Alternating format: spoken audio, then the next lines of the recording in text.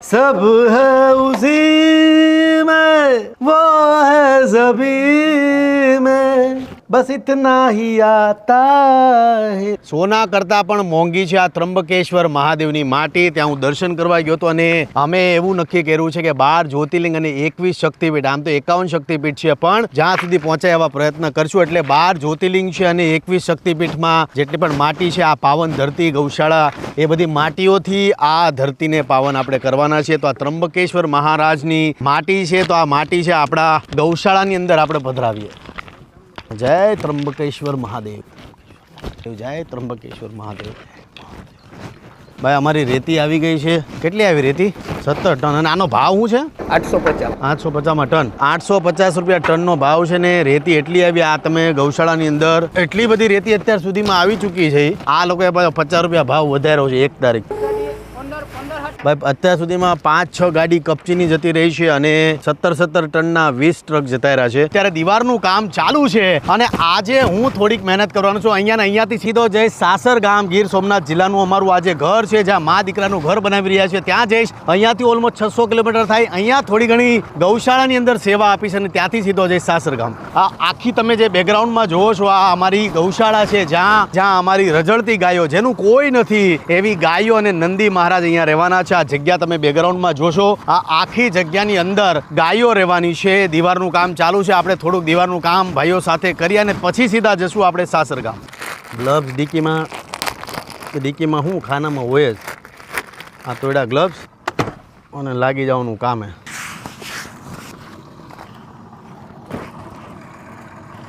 આ દીવાર તમે જોશો 5 ફૂટ આપણે પહેલાં ચણતર કરવાનું છે. ચણતર થયા પછી એમાં માટીનું પુરાણ થવાનું છે. આ સ્ટાર્ટિંગમાં 5 ફૂટ દીવારનું અમે ચણતર કરી નાખ્યું છે. હવે આની અંદર અમારે માટી નાખવાની છે. માટી આખું બેલેન્સ થઈ જાય, રોડ સુધીનું અમારું માટીનું પુરાણ થઈ જાય પછી અમે એની ઉપર 8 ફૂટ દિવાલનું ચણતર કરવાના છે. એટલે આ 5 ફૂટ તમે જોશો આખી જેટલી જેટલી અમારી જગ્યા છે, બધી જગ્યા પર અમે 5 ફૂટનું ચણતર કરી નાખ્યું છે. મજબૂત બાંધકામ થઈ રહ્યું છે. નંદી મહારાજ અને ગાય માતા માટેનું આ અમારું એક નાનકડું સાહસ છે.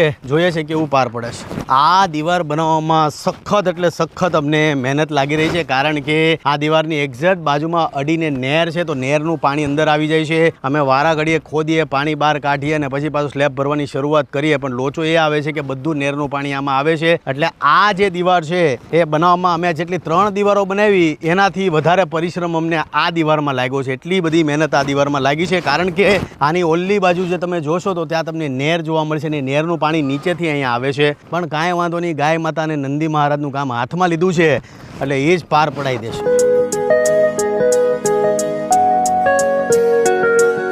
600 કિલોમીટર કાપીને આપણે પહોંચ્યા છીએ સાસર ગામ. બેકગ્રાઉન્ડમાં તમે જોવો છો એ સાસર ગામનું ઘર છે. આપણું ઓલમોસ્ટ બની ગયું છે. પ્લાસ્ટરનું કામ થઈ ગયું છે. હવે કલરનું કામ થવાનું છે. આ જે ટાઇલ્સનું, ઓહો હાઈટ તો જુઓ તમે. જય માતાજી. આ ટાઇલ્સનું કામ અમારું થઈ ગયું છે. આ રસોડું છે. આ રસોડામાં અહીંયા કિચન આવવાનું છે. એક નાનકડું રસોડું છે. આ રૂમ છે. આ એક મોટો રૂમ છે. આ સાઈડથી તમે આવશો એટલે આ બીજો રૂમ છે. પહેલાં આપણે ઘર જોયું હતું કે જ્યારે શરૂઆતમાં હું આવ્યો હતો ત્યારે ઘર કેવું હતું. અત્યારે તમે ઘરની રૂપરેખા જોઈ શકો છો. આ હોલ છે. આ હોલ જોઈને ગમે એવો હોલ છે ને આમ તો જગ્યા સારી છે એટલે વાંધો નથી આવતો. બધી સાઈડથી હવા આવે છે. દોસ્તો થોડે હટ જાઓ. આગળ કલર કામમાં લાગવાના છીએ. ટાઇલ્સ લાવતો ઓલી મેં ટાઇલ્સ કાલ સિલેક્ટ કરી હતી, ક્યાં છે? આ નીચેનું તળિયું છે. એને કોઈ રસ્તામાં હાલવા દેતા નહીં.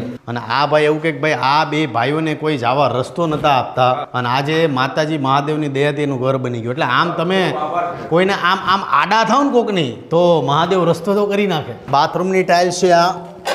અને અને ઓલું કપ રકાબીને એવું બધું છે ને. આ અમારા બાથરૂમની ટાઇલ છે અને આ કિચનની ટાઇલ છે. તો આવું બધું સિલેક્શન કરવાની મજા આવે મને.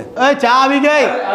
લાવો ભાઈ ચા. અને ઓલું શું છે ભાઈ? લાવો તો સોડાવાળા ભાઈ આવો તો. અત્યારે આવી ટોપલીની અંદર અત્યારે ગામડાઓમાં ચા મળે. આ ચા હું સોડા મળે છે, બાકી આવું ચલણ નથી. શહેરમાં તો આ બંધ જ થઈ ગયું. જીરા સોડા છે ભાઈ. લો ભાઈ જીરા સોડા કોણ કોણ પીએ? ભાઈ અમારી ટીમ તમે જોઈ શકો છો અત્યારે જેટલા લોકો છે ભાઈ લાગ્યા છીએ અમે કામમાં. લે ભાઈ એક સોડા હું તમને આપીશ. એક તું લે. એક કરીને લો ભાઈ. હાલો ભાઈ તું લે. જીવન તું આ ખાલી લે. બસ હવે પીઓપી વાળાને કામ આપણે હોપી દીધું છે. પીઓપી વાળો કાલથી કામ ચાલુ કરવાનો છે અને કલર વાળા ભાઈ છે 12 તારીખથી કામ ચાલુ કરવાના છે. એટલે આ સ્ટેપ બાય સ્ટેપ ચાલતું રહી છે. અને આ અમારા ઇદ્રીસભાઈ છે, અમારા કરજીસણમાં ગામ ચાલુ છે. એટલે અહીંયાથી ઇદ્રીસની ટીમ નીકળી જશે કરજીસણ ગામે અને અમારી જે ટીમ છે એ બધી અહીંયા રહેશે. અહીંયા જેવું કામ પતશે એટલે અમે બધા હારે પાછા જઈશું કરજીસણ. કાલે 11 તારીખે હું કરજીસણ જવાનો છું. અહીંનું કામ થોડુંક પતાવીને. જય માતાજી. ભાઈ તારી સ્ટોરી મેં શેર કરી હતી, યાદ છે કે? ભાઈ આ હાર્દિકભાઈ છે જેમણે મારું આ સરસ મજાનું ડ્રોઈંગ બનાવ્યું છે. પેઇન્ટર છે. આ કે સ્કેચથી પેનથી કેનથી બનાવી છો? કલર પેનથી. આ તમે જુઓ અદ્ભુત વસ્તુ બનાવે છે અમારા હાર્દિકભાઈ. ભાઈ સાસર ગામના છે. હું તો મારાથી બનતી મદદ કરીશ. હોસ્પિટલમાં એમની ઈચ્છા છે કે ભાઈ સારા હોસ્પિટલમાં બતાવીએ તો આપણે એક ટ્રાય સારી હોસ્પિટલમાં પણ કરશું. અને સબ હૈ ઉસી મેં વો હૈ ઝબી મેં બસ ઇતના હી આતા હે. લાવ ગોળ લાવ ભાઈ. અત્યારે અમારું પ્લાસ્ટરનું આમ તો મેઇન તો બાથરૂમનું કામ ચાલુ છે. મસ્ત ગોળ લગાવશું. આ ભાઈ કોણ છે? ઇદ્રીસ છે. ક્યા બાત હે, કપડે ચેન્જ કરી લિયો, આદમી કા કિરદાર ચેન્જ હો ગયા. સોંગ કયું તો ભૂલી ગયો હું. આ દાબોડા હોય ને, દાબોડા એને આ બહુ લોચા આવે. હું પાછો દાબોડો છું. બાકી જે દાબોડી હોય ને હોય બહુ ઇન્ટેલિજન્ટ હો. હું દાબોડી છું એટલે નથી. જે લેફ્ટી હોય ને ભગવાન એને ગજબનું મગજ આપ્યું હોય. આમ તું દાબોડી છો ને? અમારા કેમેરામેન એ પાછો દાબોડી છે. એટલે એ ત્યાં હામો દાંત કાઢે એમ કે ભાઈ ઓહો દાબોડીના ઉખાણ કરીને કા હાલ નાખી દે. એ હો ગયા હમારા. ભાઈ આમ રેજો સામે નાખું છું. જોજે. હાલો લઈ લો, હાલો ચાલુ કરો. લે ભાઈ એ જોજે. રેતી અને ટાઇલ્સ, ધાબા પર ટાઇલ્સ લગાડવાની છે એટલે ઉપર રેતી પહેલા ચડાવીએ ને પછી ટાઇલ્સ લગાડીએ. ટાઇલ્સ જોજે ભાઈ. ટાઇલ્સ ધાબા પર લગાડવાનું મેઇન કારણ એ છે કે ભાઈ ધાબુ લીકેજ ન થાય. 3-4 બહેનો છે, કલાક 1.5 કલાકથી વાટ જોઈને ઊભા છે તો એને મળી લઈએ. કેમ છો બહેનો? મજામાં? અરે જય શ્રી કૃષ્ણ, જય માતાજી. મજામાં? અમારી છાછર ગામની બહેનો છે. શું કરો છો તમે બધા? ઘરે જ છો?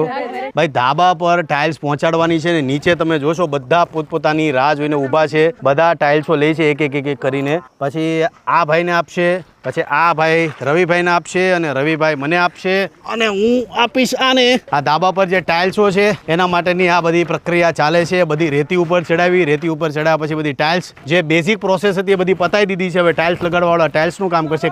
કાલે લાગવાનું છે ટાઇલ્સનું કામ. બધાથી વધારે કોઈને હાર્ડ કામ પડતું હોય તો આ જે ભાઈ બેઠા ને આ ભાઈ સાગરભાઈને મહેનત વધારે લાગે છે. ભાઈ સાગરભાઈ માટે દિલથી તાળી થઈ જાય જોરદાર. ભાઈ આજ માટે આટલું છે ભાઈ. આ રીતના જ કામ ચાલુ રહે છે. મહેનત કરીએ છીએ, દોડીએ છીએ રાત દિવસ. બીજું મેઇન વાત એ છે કે તડકો બહુ છે. તડકાના લીધે કામ સ્લો ચાલે છે પણ બધાનો હોસલો છે, બુલંદ છે. તો આજ માટે આટલું છે. મળીએ છીએ નવા વ્લોગ સાથે. જય માતાજી, જય શ્રી કૃષ્ણ. તમામ લોકોને ફરી પાછું કહીશ કે તમારી આજુબાજુમાં જે પણ જરૂરિયાતમંદ લોકોને સપોર્ટ કરતા રહેજો. જય માતાજી, જય શ્રી કૃષ્ણ.